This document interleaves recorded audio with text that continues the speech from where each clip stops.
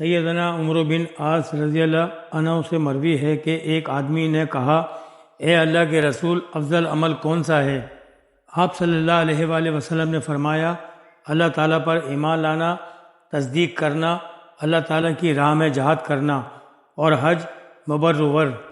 اس بندے نے کہا، اے اللہ کے رسول، آپ نے تو زیادہ چیزوں کا ذکر کر دیا ہے۔ آپ صلی اللہ علیہ وآلہ وسلم نے فرمایا، تو پھر نرم کلام کرنا، کھانا کھلانا، درگزر کرنا اور حسن اخلاق۔ اس بندے نے کہا، میں تو صرف ایک کلمہ چاہتا ہوں۔ آپ صلی اللہ علیہ وآلہ وسلم نے فرمایا، چلا جا اور اپنے آپ کو اللہ تعالیٰ کے بارے میں بدگمانی سے بچانا۔ سیدنا علی رضی اللہ تعالیٰ عنہ بیان کرتے ہیں کہ رسول صلی اللہ علیہ وآلہ وسلم نے فرمایا، کوئی بندہ اس وقت تک مومن نہیں ہو سکتا جب تک ان 4 چیزوں پر ایمان نہیں لائے گا۔